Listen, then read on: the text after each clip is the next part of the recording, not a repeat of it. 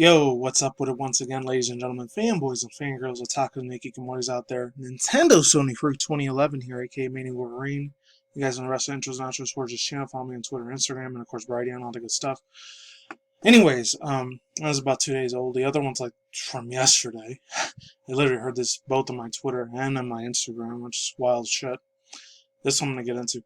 I know there's a lot of big ass dramas going on with Pokimane, and then the other one with Ethan Klein versus the whole Keemstar drama situation that's going on. I'm not talking about either of those two things because number one, they're not video game or anime manga related news. So I usually like to cover on this channel, and I like to do my reaction reviews. And speaking of which, tomorrow I'm going to be having that up very, very shortly. By the time you're watching this video is like 11 o'clock. But anyways, without further ado, let's begin.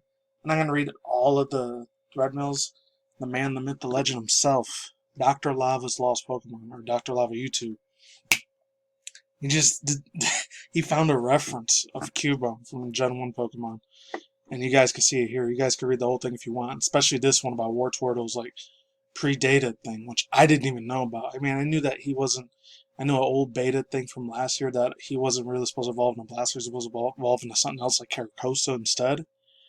That would have been some mind-blowing crap back in the day. That means Blastoise would have been Generation 5 Pokemon instead of Generation 1. That would have held him back. That would have been insane. Anyways, Skullcrawler Origins. According to the director of 2017 King Kong's movie Skull Island, Pokemon had a great influence during his life. So when he created the design for movie Skullcrawlers, he took partial inspiration from one of the 90s most iconic Pokemon monsters, Cubone. That was really cool stuff. This one is a lot more fun. I'll leave the link to all four of the other three that I'll read down below. So the Lost Pokemon Beta today. Beta Wartortle. This is insane. Beta Wartortle looked nice. I think somebody did like a fan art for this, so I'll see if I find their DeviantArt page. So I'll leave it down below if I do find it. Hopefully I do, because I'm taking credit to none of this. I'm giving credit to Dr. Lava's YouTube and the other person who made this beautiful DeviantArt beta picture. First revealed when Gen 1's beta assets leaked in February 2019. This Pokemon was the original evolution of Wartortle, and Gen 1's beta Blastoise was unrelated. Photo and description and more and continued in thread 1 of 4. Actually, I'll read a little bit of it. The 1990 concept art shows Blastoise was created by Ken Sugimori and was one of the earliest Pokemon ever created. Picture below. It was before he had the Hydro Blast cannons on his back. Wow, that is insane.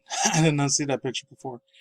However, Squirtle and Wartortle were created much later by Atsuko Nishida, the female designer who created Pikachu, Bulbasaur, and Charmander. Okay. That is really freaking cool as heck, man. Oh my god, that is awesome. I'm not going to show all the leaked stuff here, because I heard that Generation 3's Fire Red and Leaf Green, I think their source codes got leaked out. I know a month ago I did talk about Pokemon Pink instead of like the whole leak shit that was going on there, because our Gamefreak and the Pokemon Company were taking out a lot of video content about any of this. This is one of them. This is some way, way crazy shit here. I'm only going to read a little bit of it. Another archive has been posted on Megalink and 4chan name that, and having SHA-1 hash of that whole word there. Inside, multiple other archives can be found. A winning WinRAR self-extractor for some encrypted passwords of Pokemon, among other things in the contest. That is so freaking cool. I still have my original Fire Red Leaf Green too. Not even just Pokemon Blue, which I got a hand-me-down way back in the day from one of my cousins that owned Blue. Silver was actually one of the first games I got for myself, which I was super lucky as shit. 11-year-old me in 2000, I love the crap of that series more than Gen 1. That's when I like Blastoise more for some reason instead of Venasaur's the whole Bulbasaur evolution line, which is weird because I was a hardcore Gen 1. I love the whole evolution line for Venusaur. It was beautiful. I'm not going to like talk too much about it, but I will say this.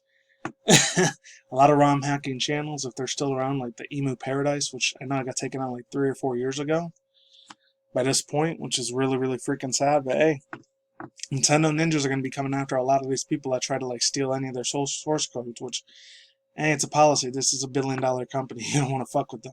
Unless you have lots and lots of money yourself, you can fight them in the court, but other than that, it's not going to happen, man. Very few people have of big ass financial stability like that. Anyways, I don't know if this is supposed to be like that one game like Stranger Dark or Perfect Dark, where you take pictures of a bunch of weird, strange phenomenons like ghosts and vampires and demons and all that. But anyways, Yoru to Soma, the new story detail headline screens. So I'm only gonna read like half of them, not reading the whole thing, because there's a big giant article on Gamatsu. So it says new details have been released for Yoru, Tomosu, and have been rounded up courtesy of Gamatsu. Check out the information of characters and stories well below. Okay. Screenshots below. Characters. An old woman, I can't even say that word. An old woman, distant relative of Suzu, who she's lived on a temple with. She took in Suzu after her parents' daughter's death, taught to play koto, and is like a foster parent to her. She is a high priest and are well trusted by the locals, and while old in age, she is lively and a major lover of junk food like pizza, meat, and foods. System. Yoru Torus Tomasu is a simple text adventure game when the story changes on your character's choices. Progress through the story of protagonist Suzu and other girls. I think I talked about this last year, late 2019. I think I did. I think it was called Fatal Frame. I don't know if this has any connection with Fatal Frame, but if it does, I wouldn't be surprised. Looks really, really damn good. Doesn't look boring at all. Suzu's Dream. I heard the sound of a record, a sign that I am a little closer in the classroom hearing it. What's today? Song? Ah, it's called Black Hair. A song she once told me she liked. Soon we'll have time alone together. The sound is drawing closer and closer. Heavy breathing, flushed cheeks. This heartbeat is not simply due to the running. I don't even want to take time outside of the door to catch my breath. So I open it like I'm running through a finish line. Sorry, keep you waiting, older sister. I reach my hands towards her silhouette as the light shines behind her. And then goes all the characters. This is a really, really big ass one. Sayuku, voiced by Hisako Tojo, a beautiful woman with black hair who appears in Suzu's dreams as her older sister. In those dreams, Suzu also often sees her playing with Koto by the window. While she is the spitting image of Yukana, her expression and tone in Kinder is warmer. She seems to be in the classroom of Kagorohara Girls Academy. Hopefully I said that right. I hope I didn't butcher it, because Japanese is horrible. But Suzu does not recognize her uniform. What is the connection between Sayoko and Suzu? I'm not gonna lie, overall thoughts he's been painting some really good fan servicey freaking fan art here. That's some really, really beautiful story concept line. The characters seem really, really intriguing, very fascinating, very interesting. I'm really digging this game. If this comes out for the Switch this year, I'm probably gonna pre-order this game because it looks like it could be a really good anime series. Like, it'll make me cry, even though it's a visual novel. I'm usually not big into visual novels, but I actually might pick this up. And then, like, the last bit of video gaming industry news here. You guys can see it. Hopefully you can, because if you can't, I don't know what to say. Okay, yeah. Hori brings the fighting game Commander gamepad to the Switch this June. I know you could see that at least.